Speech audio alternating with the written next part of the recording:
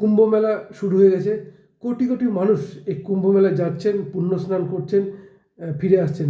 এবং আমরা জানি এই কুম্ভ মেলায় বেশ কিছু অপ্রীতিকর ঘটনাও ঘটেছে। প্রায় দুবার আগুন লেগেছে এবং যে অর্থাৎ একদিনে কিন্তু বেশ কিছু মানুষের মৃত্যু হয়েছে এবং মৃত্যুর সংখ্যা অনেকেই বলছেন 40, কেউ বলছেন সংখ্যাটা অনেকটা বেশি। এবং সেটা তো সরকারের পক্ষ থেকে জানানোর কথা। কিন্তু যেটা সবচেয়ে বড় প্রশ্ন, এই কুম্ভ মেলা নিয়ে কিন্তু রাজনীতিও শুরু হয়ে গেছে।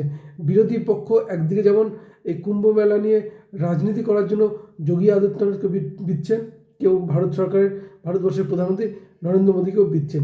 কিন্তু প্রশ্ন হচ্ছে, কুম্ভ মেলা নিয়ে রাজনীতি বা কেন, বা রাজনীতিকে এই প্রথম, সব কিছু আলোচনা করবো আজকের এই ভিডিওতে।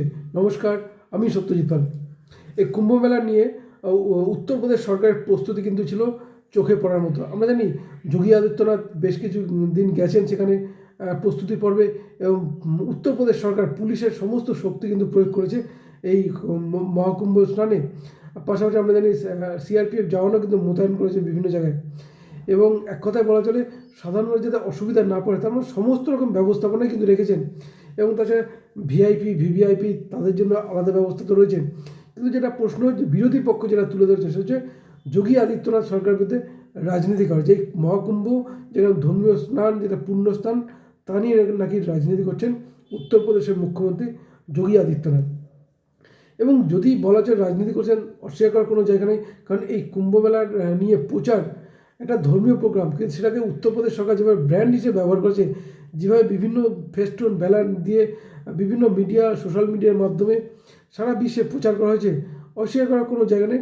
রাজনীতি এর মধ্যে একটা পার্ট। এবং এই কুম্ভ স্নান এবার কিন্তু রেকর্ড সৃষ্টি করেছে। উত্তরপ্রদেশ সরকার যে লক্ষ্যমাত্রা নিয়েছিল প্রায় 40 কোটি মানুষের সমাগম, কিন্তু এখানে যেটা ধারণা করেছে প্রায় 45 কোটিও ছাড়িয়ে যেতে পারে এবারে। কিন্তু প্রশ্নে, রাজনীতি কি শুধুমাত্র উত্তরপ্রদেশ সরকার করছে? আমরা জানি এর আগে উত্তরপ্রদেশের মুখ্যমন্ত্রী যোগী আদিত্যনাথ, উপমুখ্যমন্ত্রী কেশব প্রসাদ মৌর্য সহ মন্ত্রিসভার সমস্ত সদস্যরা এই মহাকুম্ভে যান এবং তারা স্নান সারেন। এবং তাছাড়া এখানেও গেছেন উত্তরপ্রদেশের বিরোধী দলনেতা, সমাজবাদী পার্টির নেতা অখিলেশ যাদব, তিনিও কিন্তু পুণ্য স্নান করেন। এবং এখানে গেছেন ভারতবর্ষের স্বরাষ্ট্রমন্ত্রী অমিত শাহ, গেছেন ভারতবর্ষের প্রতিরক্ষামন্ত্রী রাজনাথ সিং, এবং পুণ্য স্নান করেছেন দেশের প্রধানমন্ত্রী নরেন্দ্র মোদীও। এবং যদি এখানে কিন্তু বিজেপিকে একটা বেঁধার কিন্তু একটা সুযোগ পেয়েছে, যে বিজেপি এই মহাকুম্ভ নিয়ে রাজনীতি করছেন। কিন্তু জেনে রাখা প্রয়োজন, এই মহাকুম্ভ নিয়ে রাজনীতি যখন যে দল ক্ষমতায় ছিল, বিশেষ করে উত্তরপ্রদেশে হোক বা ভারতবর্ষে, রাজনীতি কিন্তু তারা করেছে, অনেক সময় করেছে। আমরা যে পণ্ডিত জওহরলাল নেহরু, তিনিও কিন্তু এই মহাকুম্ভ স্নানে গেছেন। দেশের প্রাক্তন প্রধানমন্ত্রী ইন্দিরা গান্ধীও।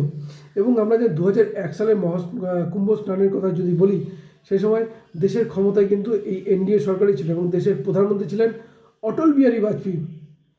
এবং সেই সময় কিন্তু উত্তরপ্রদেশের ক্ষমতায় ছিল সমাজবাদী পার্টি। কিন্তু সেই সময় কিন্তু এই পুণ্য স্নানে কিন্তু গিয়েছিলেন সোনিয়া গান্ধী। এবং তিনি শুধু পুণ্য স্নান করেননি, তিনি পুণ্য স্নান যাওয়ার পাশাপাশি হাতে লাল সুতো বেঁধেছিলেন, এবং তা নিয়ে কিন্তু চর্চাও কিন্তু শুরু হয়েছিল এবং সমালোচনা শুরু হয়েছিল।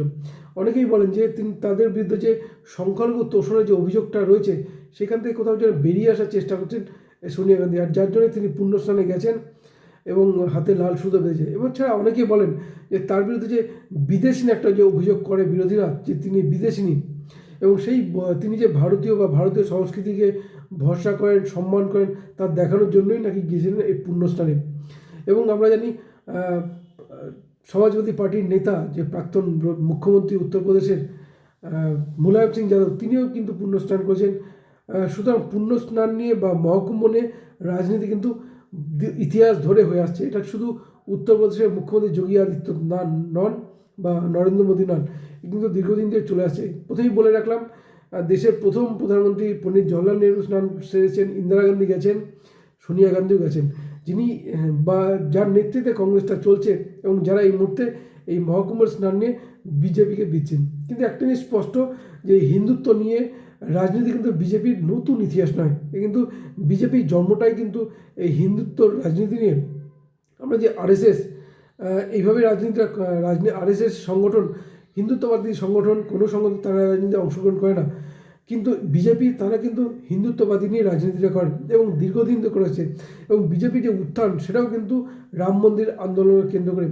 সুতরাং বিগত যে লোকসভা নির্বাচন হয়েছিল, যেখানে বিজেপি আপকি বার 400 পারের স্লোগান দিয়েছিল, কিন্তু বিজেপির আসন 240-এ আটকে যায়।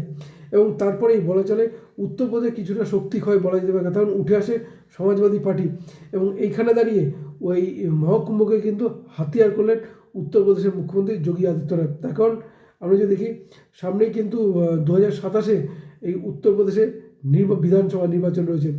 সুতরাং মহাকুম্ভ স্নানকে কেন্দ্র করে একদিকে যেমন হিন্দুত্ব ইস্যুকে সামনে নিয়ে আসলেন, পাশাপাশি রাজনীতি করার ক্ষেত্রে বিশেষ করে এই মহাকুম্ভকে ব্যবহার করে নিজেদের উপস্থিতিটাও জানান দিলেন।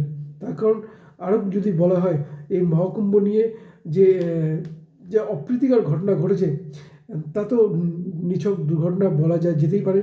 অনেকেই তো যোগী আদিত্যনাথ সরকারের ভূমিকা নিয়ে প্রশ্ন তুলবেন, অনেকে কিন্তু প্রশংসাটাই করছেন যে যোগী আদিত্যনাথ ব্যবস্থাপনা যথেষ্ট ভালো করেছেন। আমরা জানি তৃণমূল কংগ্রেসের সাংসদ রচনা বন্দ্যোপাধ্যায় তিনিও কিন্তু প্রশংসায় ভরিয়ে দিয়েছেন উত্তরপ্রদেশের মুখ্যমন্ত্রী যোগী আদিত্যনাথকে। ফলে এই মহাকুম্ভ নিয়ে একদিকে যেমন পুণ্যস্নান হচ্ছে, ঠিক তেমনই চলছে রাজনীতিও। আর রাজনীতি শুধুমাত্র বিজেপি নয়, অতীতে কংগ্রেসও করেছে, সমাজবাদী পার্টিও করেছে এই মহাকুম্ভকে নিয়ে রাজনীতি। আপনারা কি বলবেন? আপনাদের মতামত জানাতে পারেন আমাদের কমেন্ট বক্সে। ধন্যবাদ, ভালো থাকবেন সবাই।